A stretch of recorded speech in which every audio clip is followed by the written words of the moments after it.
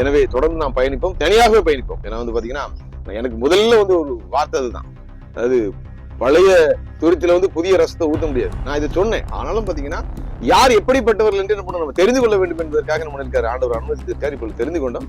எனவே 2 அணியிலும் பாத்தீங்கன்னா நம்ம தலைவர்களை விட்டு விடுவோம். இந்த சைட்ல பாத்தீங்கன்னா ஸ்ரீ ராஜனன் அவர்கள் நல்லவராக இருந்தாலும் இந்த 2ஆம் கட்டத்தில் இருக்கிறவர் பாத்தீங்கன்னா மோஸ்ட் டேஞ்சரஸ். அதனால அவர் கூட பயணம் பண்ண முடியாது. அங்கேயும் பாத்தீங்கன்னா திரு கிப்சன் அவர்கள் பாத்தீங்கன்னா அவர் மேல பெரிய குற்றச்சாட்டு இல்லைனாலும் அடுத்த நிலையில் இருப்பவர் பாத்தீங்கன்னா திரு பிரேம்குமார் ராஜா சிங் அவர்கள் பாத்தீங்கன்னா ஒரு தனி மனிதராக தன்னாட்சி செய்த ஒரு மனிதராக இருந்தனால தான் பாத்தீங்கன்னா அந்த அணியினர் பண்ணாங்க, தகுதி இழந்து போனார்கள்.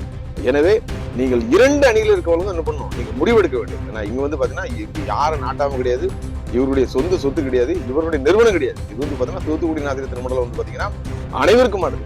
வெளிநாட்டில் இருந்த மிஷினரிகள் தியாகத்தோடு உருவாக்கியது. இதுல அனைவருக்கும் பங்கு உண்டு. எனவே இந்த 2 அணியில டிராவல் பண்ற நீங்க கண்டிப்பாக தனியாக வரணும். இதுல எந்த விதமான குற்றமும் கிடையாது, இதுல எந்த விதமான தப்பும் கிடையாது. அவங்களுக்கு சப்பரம் தொங்குறதுக்கு உங்களுக்கு என்ன, நீங்க ஆண்டாள் அடிமைகளா?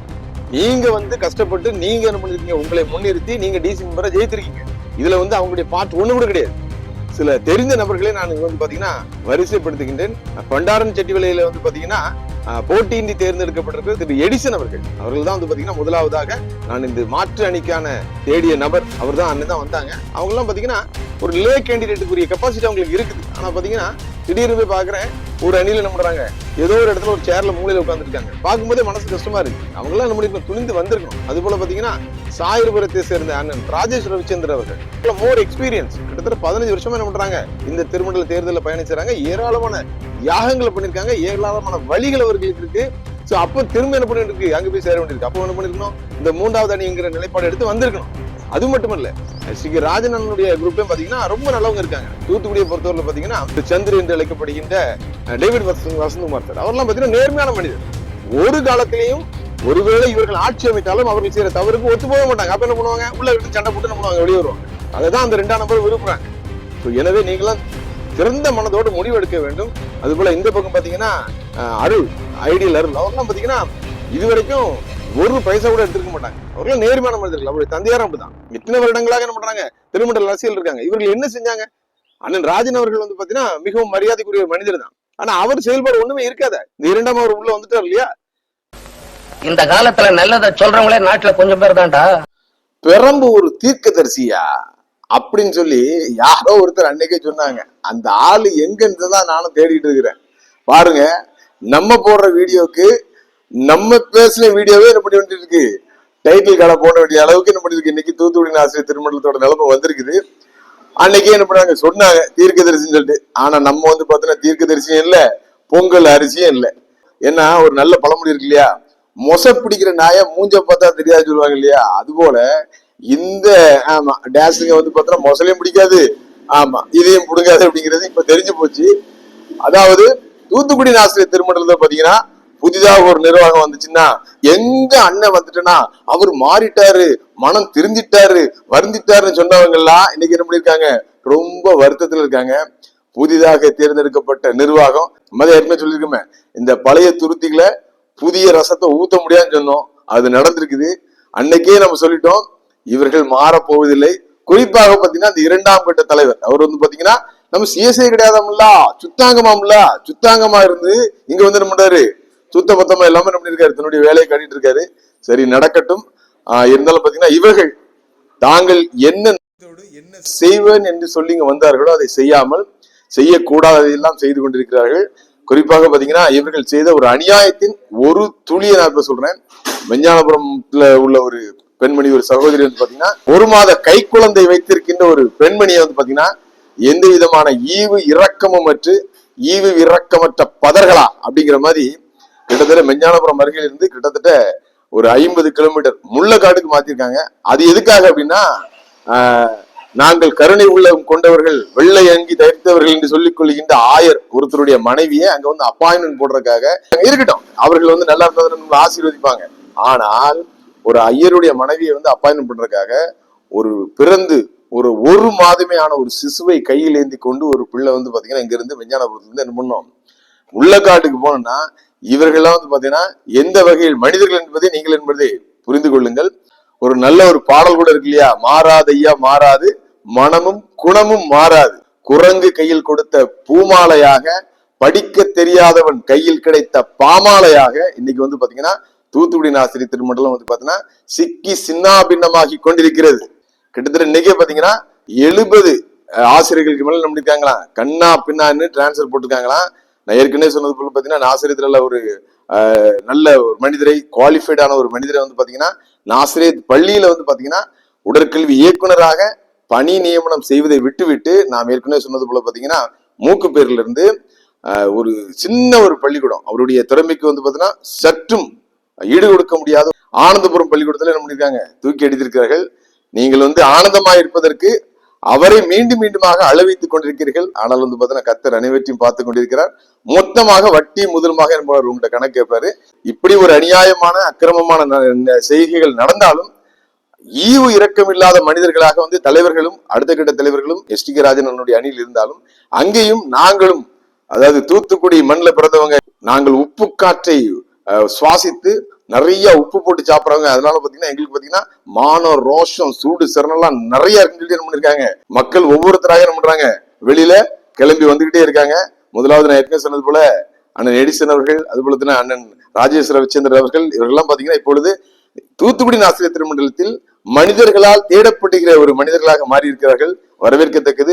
அது போல பாத்தீங்கன்னா நான் ஏற்கனவே இந்த வீடியோவின் முதல்ல சொன்னது போல எங்க தப்பு நடந்தாலும் அதை தட்டி கேட்கின்ற ஒரு மனிதர் தான் பாத்தீங்கன்னா முன்னாள் தலைமை ஆசிரியர் சந்திரு என்று அழைக்கப்படுகின்ற டேவிட் வசந்தகுமார் அவர்கள். அவர்களும் பாத்தீங்கன்னா ஒரு மேலாளர், அந்த அளவுக்கு திருமண்டலத்தின் பள்ளிகளின் மேலாளராக தகுதி பெற்ற ஒரு மனிதர் வந்து பாத்தீங்கன்னா சாதாரண ஒரு ஒண்ணுமில்லாத டம்மி போஸ்ட்ல போட்டு வச்சிருந்தாங்க.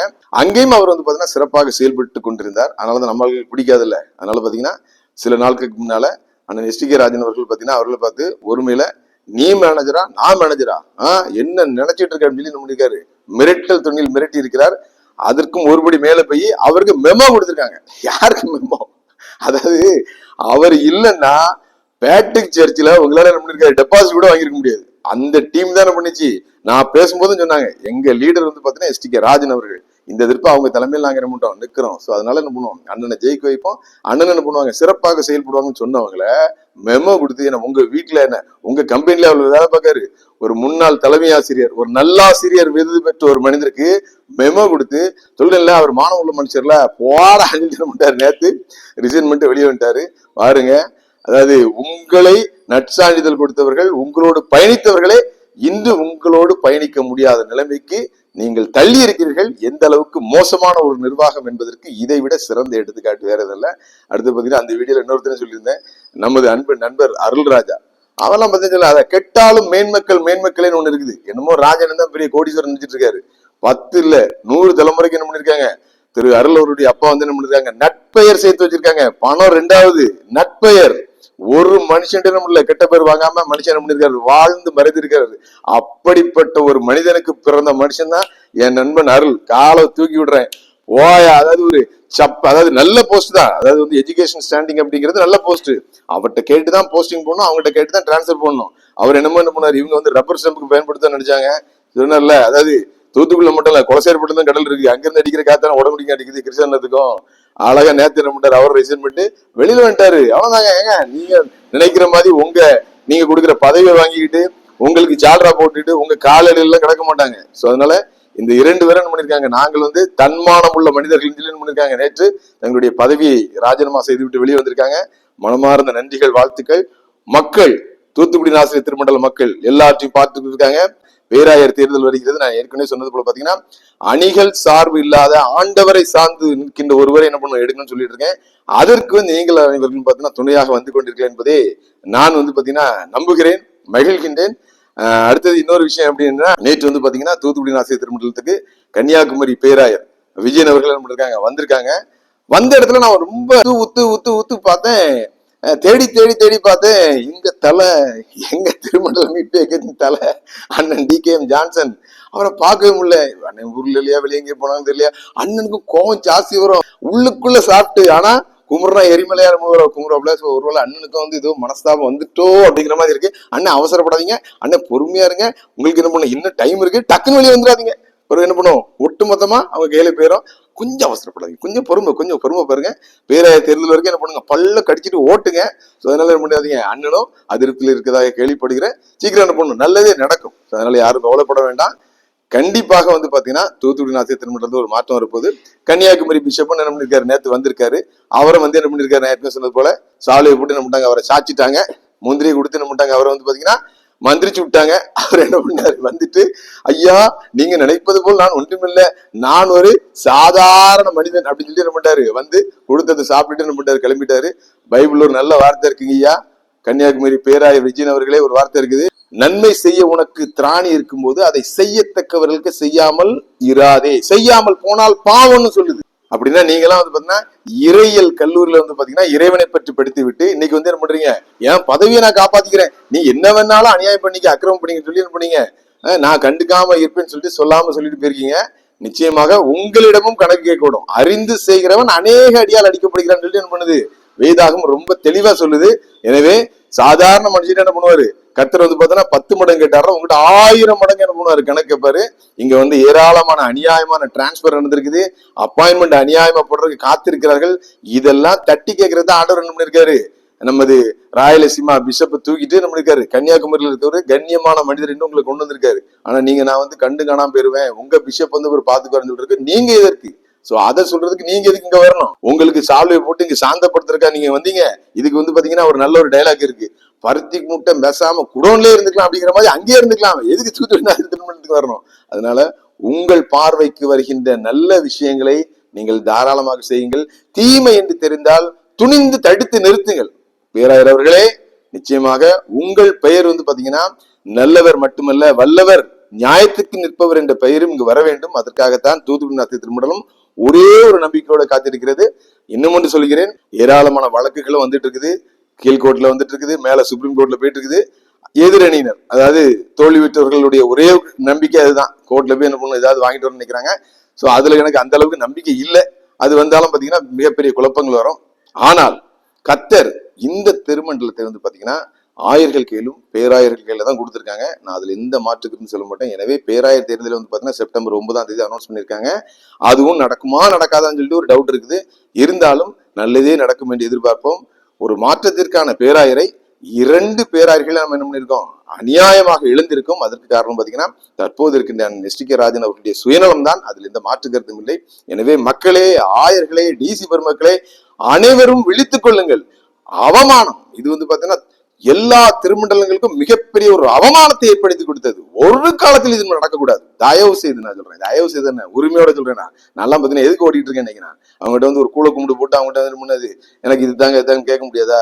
நாங்கெல்லாம் பாத்தீங்கன்னா என்ன பண்ணோம், உப்பு உரத்தோடு வளர்ந்தவர்கள். ஒரு நாள் என்ன பண்ண மாட்டோம், அநீதிக்கு துணையாக செல்ல மாட்டோம். தூத்துக்குடி நாசிரியர் திருமண்டல மக்களே, விழிப்போடு இருங்கள். நேற்று வந்த நமது பேராயர் அவர்களும் பாத்தீங்கன்னா நமது வெள்ளாளன் விளை மண், வீரம் இழந்த வெள்ளாளன் விளை மண் பேராயர் அசரியாவை குறித்து, அவருடைய பெருமை குறித்து ரொம்ப அருமையா சொன்னாங்க. ரொம்ப மகிழ்ச்சியா இருந்துச்சு. சோ பேராயர் அசரியா வந்து பாத்தீங்கன்னா அவர் ஊழியத்தை மட்டும் செய்யவில்லை, உண்மையாக இருந்தார், உறுதியாக இருந்தார், தனக்கு கொடுத்த பொறுப்புகளை சிறப்பாக செய்து முடித்தார். எனவே உங்கள் மேல் இருக்கின்ற எதிர்பார்ப்புகளை கன்னியாகுமரி பேராயர் விஜயன் அவர்கள் செய்து நிறைவேற்றி இந்த தூத்துக்குடி நாசிரியர் திருமண்டலத்துக்கு தற்காலிகமாக காயம் கட்டுங்கள். உங்களுடைய கரங்களில் இன்று வந்து கமிஷனரி பொறுப்பு கொடுக்கப்பட்டிருப்பது அதற்காகத்தான், சும்மா தட்டி கழித்து செல்வதற்கல்ல. இங்க வந்து இருக்கின்ற நிர்வாகத்தில் இருக்கிறவர்களை தட்டி கொடுத்து செல்வதற்கல்ல என்பதை மட்டும் நீங்கள் உணர்ந்து செயல்படுங்கள். அனைவருக்கும் நன்றி. காட்டுப்புலியை வீட்டில் வச்சாலும் கரியும் சோறும் கலந்து வச்சாலும் குரங்கு கையில் மாலையை கொடுத்து கோபுரத்தின் மேல் நிற்க வச்சாலும் மாறாதையா மாறாது, மனமும் குணமும் மாறாது. ஆஹா ஓஹோ